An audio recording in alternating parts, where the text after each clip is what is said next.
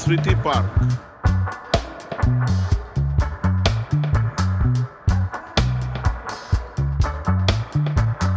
আপনি বিহারে আসলে আর কিছু পান আর না পান, মধুবনী শিল্পকলা কিন্তু সব জায়গায় দেখতে পাবেন।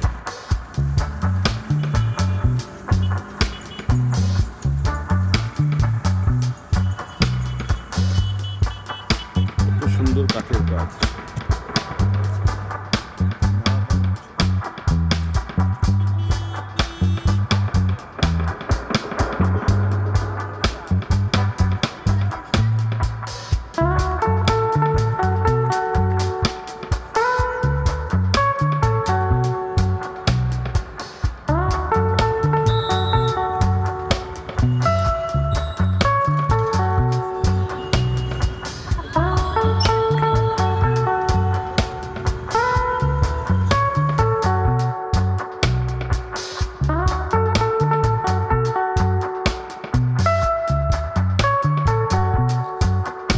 এখন চলে এসেছি পাটনা জংশনের ঠিক বাইরে। এত সুন্দর ভিউজটা রাত্রিবেলা খুবই সুন্দর লাগছে। এখন রাত্রির 12টার বেশি হয়ে গেছে। আমার ডান দিকে রয়েছে মহাবীর মন্দির, আর আমার সোজাসুজি রয়েছে কিন্তু পাটনা এক্সিকিউটিভ লাউঞ্জ। সেখানেই এখন আমি যাব। সামনেই লেখা রয়েছে আই লাভ পাটনা জংশন। আমি এখন সোজা চলে যাব এক্সিকিউটিভ লাউঞ্জের দিকে।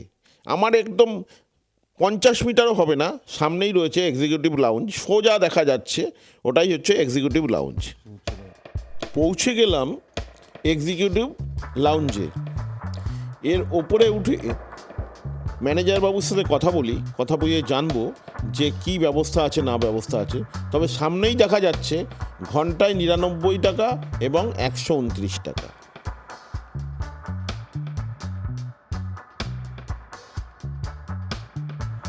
বসতেও পারবেন, শুতেও পারবেন।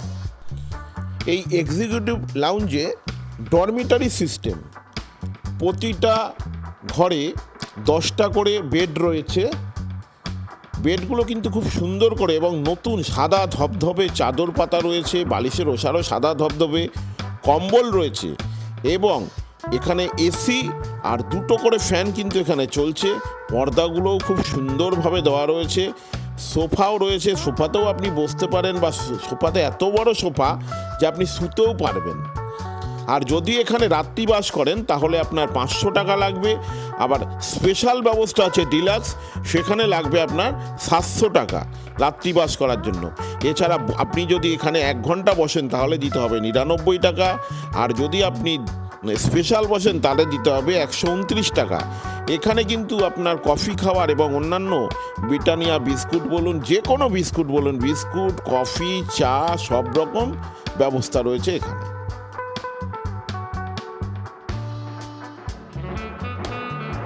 শুভ সকাল বন্ধুরা। আজ 23শে ডিসেম্বর 2024 সোমবার। যেহেতু পরের দিন সকালবেলা একটু সময় ছিল, মহাবীরজির মন্দিরে গিয়ে মন্দির দর্শন করলাম। এখানে ঠাকুরমশাইয়ের সাথে কথা বললাম এবং জানা গেল প্রতি মঙ্গলবার প্রচুর ভিড় হয় এখানে। দর্শনার্থীরা পুজো দিচ্ছেন। খুব সুন্দর ব্যবস্থা এখানে। বুদ্ধ স্মৃতি পার্ক। কপাল খারাপ আছে, আজকে সোমবার, ওই জন্য পার্ক বন্ধ আছে। তো পুরোও কিছু সুবিধে ছিল না, কারণ এর ভেতরে ক্যামেরা অ্যালাউ ছিল না। পাটনা জংশন থেকে বেরিয়ে হচ্ছে ফ্রেজার রোড। এখন যাচ্ছি গান্ধী ময়দান। আজকে সোমবার বলে সবই বন্ধ। পাটনায় সোমবারে সব বন্ধ থাকে, ওই জন্য এখন যাচ্ছি গান্ধী ময়দানে। গান্ধী ময়দানে টাইম পাস করার জন্য যাচ্ছি। আর কি করবো, অন্যান্য জায়গায় তো যাওয়া যাবে না। মহাবীর মন্দির সকালবেলা উঠে দর্শন করলাম, ঠাকুরকে প্রণাম করে বেরিয়ে আসলাম। এখন যাচ্ছি ফ্রেজার রোড, গান্ধী ময়দান, পাটনা মেন রোড। এখানে বাসগুলো দেখুন, সিএনজি, ট্রেন, এসি বাস।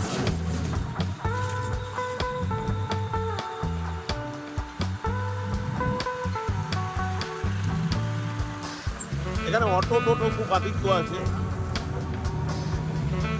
আর পাটনার চা কিন্তু খুব বিখ্যাত চা। চা খেলে আপনার প্রাণ জুড়িয়ে যাবে। একদম খাঁটি মহিষের দুধের চা। আপনি যদি দাঁড়িয়ে মটকা চা খান তাহলে আপনি আশা করি এই মটকা চা ভুলবেন না। এত সুন্দর চা হয়, খুব সুন্দর চা।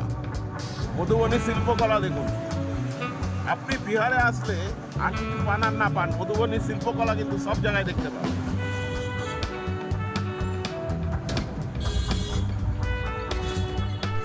যেহেতু খুব ভোরে চলে এসেছিলাম গান্ধী ময়দানে, তাই জন্য দেখলাম যে জল দিয়ে পুরো রাস্তাগুলো ধোয়াচ্ছে, কারণ এখানে প্রচুর ধুলো। যেহেতু টোটো, অটো এবং অন্যান্য গাড়ি চলে, প্রচুর ধুলো হয়, তাই জন্য জল দিয়ে ভিজানো হচ্ছে রাস্তাকে। পাটনায় আসলে অতি অবশ্যই একবার নালন্দা বিশ্ববিদ্যালয় দেখে নেবেন। এই পাটনা জংশন থেকে দূরত্ব মাত্র 109 কিলোমিটার। গান্ধী ময়দান টোটোয় করে এসে নামলাম গান্ধী ময়দানে। মাত্র 15 টাকার বিনিময়ে টোটোওয়ালা আমাকে নামিয়ে দিল। গান্ধী ময়দানে ঢুকেও দেখলাম সেই একই রকম ব্যবস্থা, লরি দিয়ে জল দেওয়া হচ্ছে, প্রচুর ধুলোটা কিন্তু সারা পাটনা শহরেই ভর্তি রয়েছে। আর একটা জিনিস, এখানে পাটনায় কাঠের কাজ কিন্তু খুবই বিখ্যাত। যেহেতু ডিসেম্বর মাস, গান্ধী ময়দানে মেলা বসেছে, প্রচুর কাঠের আসবাবপত্র রয়েছে। এখানকার লোকাল লোক তারা কিনে নিয়ে যাচ্ছেন। সারা মাস ধরে এই ডিসেম্বর মাসে মেলা হবে এখানে। এই মেলা চলছে, মেলায় হাজার হাজার লোক এসে এখানে কাঠের আসবাবপত্র কিনে নিয়ে যান। কি খাট থেকে আরম্ভ করে sofa cum bed, chair, table, কাঠের বিভিন্ন জিনিসপত্র, ফার্নিচার, আমাদের যা দৈনন্দিন যা দরকার পড়ে সব কিছু কিন্তু এখানে তৈরি হচ্ছে। এরপরে যেটা দেখলাম, যেটা আমার খুবই চোখে লাগলো, সেটা হচ্ছে এখানকার অ্যাথলিট ব্যবস্থা। এখানে বিভিন্ন জায়গায় ম্যারাথন রেস থেকে আরম্ভ করে shot put, long jump, high jump, 100 metre দৌড়, 400 মিটার দৌড়, 1000, 4000 মিটার এবং ম্যারাথন রেস 10 কিলোমিটার অবধি হচ্ছে। এখানে বিভিন্ন সংস্থা প্রতিটা ছেলে এবং মেয়ে, শুধু ছেলে নয়, প্রচুর মেয়েও এখানে রয়েছে, যারা এইখানে ট্রেনিং নিচ্ছে। কী জন্য? কেউ আর্মির জন্য, কেউ ইন্ডিয়ান এয়ারফোর্সের জন্য, কেউ নেভির জন্য, বিভিন্ন ডিফেন্সের বিভিন্ন জায়গায় তারা ভর্তি হওয়ার জন্য ট্রেনিং নিচ্ছেন। এখানে সমস্ত ব্যবস্থা আছে। এখানে কিন্তু বিভিন্নভাবে প্যাকেজ সিস্টেমে আপনার ছেলে মেয়েকে তৈরি করা হবে। আপনি যদি সেখানে দেন, একটা সংস্থা এখানে রয়েছে, অনেক সংস্থা রয়েছে, যেমন কোবরা বলে বললাম, একটা আপনাদের উদাহরণ দিলাম। এরকম কোবরার মতো হাজার হাজার সংস্থা রয়েছে, যারা আপনার ছেলেকে বা মেয়েকে তৈরি করে দেবে কিভাবে আপনি আর্মিতে বা ডিফেন্সের কোনো জায়গায়, ইন্ডিয়ান এয়ারফোর্সই হোক বা নেভি হোক বা অন্যান্য যে কোনো জায়গায় হোক, তৈরি করে দেবে। চাকরির পরীক্ষায় কিভাবে তারা বসবে, নিজের শরীরকে কর্মক্ষম করে তুলবে, এবং তারা ফিজিক্যাল দিক থেকে তো বটেই, এমনকি তাদেরকে শিক্ষা ব্যবস্থায়ও তারা ট্রেনিং দিয়ে তাদেরকে তৈরি করে দেবে। এদের বিভিন্ন রকমের প্যাকেজ রয়েছে। এই প্যাকেজ যদি আপনারা এখানে গ্রহণ করেন, কিভাবে কি হবে না হবে সব এনারা বলে দিচ্ছেন। দেখুন, এখানে দেখাচ্ছে কেউ 11 লাখের প্যাকেজ করেছেন, কেউ 8 লাখের প্যাকেজ। এরকম সারা মাঠ জুড়েই কিন্তু বিভিন্ন সংস্থা রয়েছে, যারা বিভিন্নভাবে ছেলে মেয়েদের তৈরি করে যাচ্ছে। এইটাই আজকে সকালে, যেহেতু আমার 12:10 ট্রেন, সময় হাতে প্রচুর, তাই জন্য কিন্তু সারা দিন ধরেই আমি মোটামুটি সকালটা ধরে সারা সকাল এই গান্ধী ময়দানে ঘুরলাম। আর গান্ধী ময়দানটা কিন্তু একেবারে ছোটোখাটো জায়গা নয়, বিরাট এলাকা নিয়ে, মানে আমাদের যেমন ইডেন উদ্যান রয়েছে সেরকম, তার চেয়েও বড়ই হবে গান্ধী ময়দান। প্রচুর সংস্থা তাদের অভিজ্ঞ শিক্ষক মণ্ডলীর দ্বারা বিভিন্ন রকম ট্রেনিং, দেখেন ফিজিক্যালি ট্রেনিংটাই যথেষ্ট। আমরা সকালবেলা যেহেতু আমি গেছিলাম, ফিজিক্যাল ট্রেনিংটাই বেশি দেখেছি। এনারা যে শিক্ষাগত যোগ্যতা যেটা ওনারা তৈরি করান, সেটা হচ্ছে ওনাদের বাড়িতে বা ওনাদের অফিসে তৈরি করান, সেটা আমার পক্ষে দেখা সম্ভব হয়নি। কিন্তু এই গান্ধী ময়দানে প্রতিটা ছেলে এবং মেয়ের যতটা পেরেছি আমার পশ্চিমবঙ্গবাসীর জন্য আমি তুলে এনেছি, এই কারণেই যে এখানে আমাদেরও যদি এরকম সংস্থা হয় তাহলে কিন্তু খুবই ভালো হয়। কেন, ছেলেগুলোকে এবং মেয়েগুলোকে যদি কর্মক্ষম আপনারা ছোটোবেলা থেকে তৈরি করতে পারেন বা আমরা পারি, তাহলে কিন্তু সেটা আমাদের বেশ গর্বের বিষয়। আর আমার এই ভিডিও দেখে যদি কেউ অনুপ্রাণিত হয়ে এরকম একটা সংস্থা খোলেন বা এরকমভাবে চর্চা করানোর চেষ্টা করেন, তাহলে আমার এই ভিডিও করা যথাযথ হবে বলে মনে করি আমি। কি শেখাচ্ছেন না বলুন তো ওনারা পিটি থেকে আরম্ভ করে দৌড় থেকে আরম্ভ করে shot put, long jump, high jump সব কিছুই ওনারা শিখাচ্ছেন। সত্যি অপূর্ব লাগলো। আমার মনে হলো, আবারও বলি, পশ্চিমবাংলায় কিন্তু খুবই দরকার এরকম, কারণ বিহার রাজ্যে সবাই এগিয়ে যাবে আর আমরা পিছিয়ে পড়ব, পশ্চিমবঙ্গবাসীরা পিছিয়ে থাকবো, সেটা তো কখনো হয় না। তাই জন্য এটা খুবই দরকার বা প্রয়োজন আছে। এখন সময় সকাল 11:30 বেজে গেছে। দেখুন, এখানে লোকাল বাইক এবং গাড়ি প্রচুর রাখা রয়েছে, গ্যারেজ রয়েছে এখানে, কয়েকশো বাইক হবে আর গাড়িও কিন্তু সেরকম আছে। যাই হোক, পাটনা স্টেশনে ঢুকে গেলাম, আমাদের ট্রেনও ঢুকে গেছে 03215 পাটনা থাওয়ে এক্সপ্রেস স্পেশাল। এই ট্রেনে আমি এখন যাব পাটলিপুত্র। পাটনা জংশন থেকে পাটলিপুত্রের দূরত্ব মাত্র 12 কিলোমিটার। পাটনা স্টেশনটা এমনই একটা স্টেশন, যেহেতু জংশন এবং পাটনার রাজধানী, তাই জন্য এখানে কিন্তু সবসময় লোকের ভিড়টা লেগেই থাকে। এখানে এই স্টেশন কিন্তু কোনো সময় চুপচাপ থাকে না, কিছু না কিছু ট্রেন এখান থেকে চলতেই থাকে। যখন আমি বেরিয়ে যাচ্ছি তখন কিন্তু সুরাট ভাগলপুর এই ট্রেনটি পাটনা জংশনে ঢুকলো, 2 নম্বর প্ল্যাটফর্মে এসে ঢুকলো এই ট্রেনটি।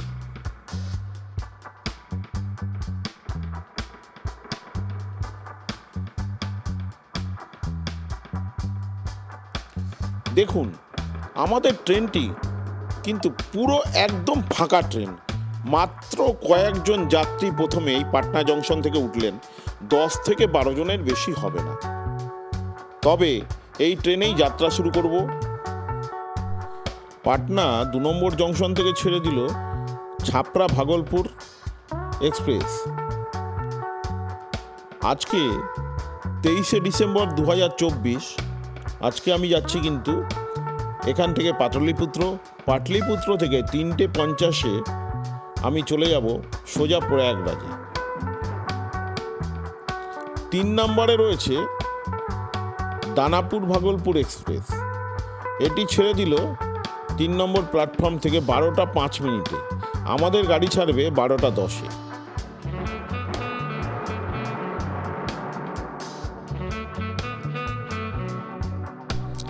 জিরো 2393 দিল্লি পাটনা 2 নম্বর প্ল্যাটফর্মে পাটনা জংশনে এসে দাঁড়ালো।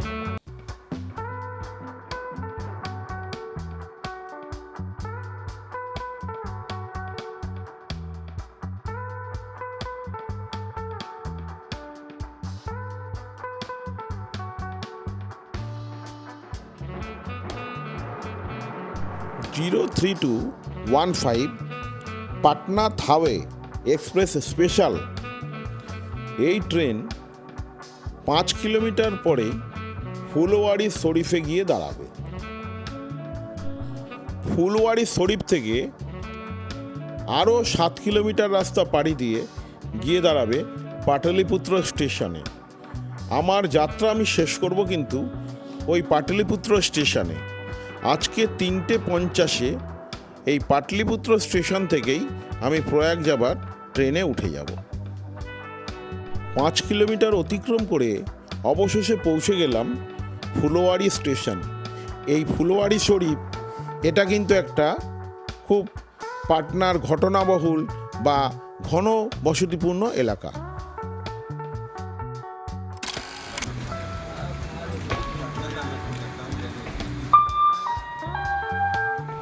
यात्रीगण कृपया ध्यान दें, गाड़ी नंबर 2080 नई दिल्ली से Nagpur via Patna junction Batuha Magadh superfast express platform number 2 पर आ रही है।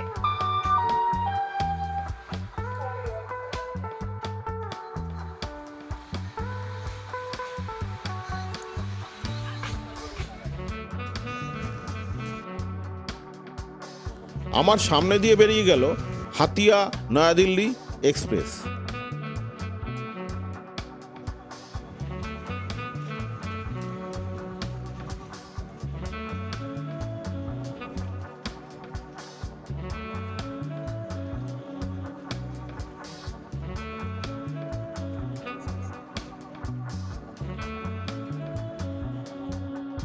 03215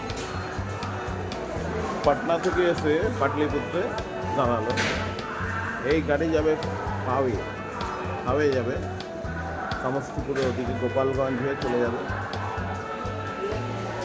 গাড়ি এসে এখন দাঁড়ালো পাটলিপুত্র স্টেশন।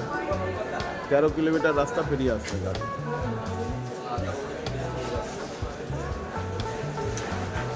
আমি এই পাটলিপুত্র থেকেই প্রয়াগরাজের ট্রেন ধরবো।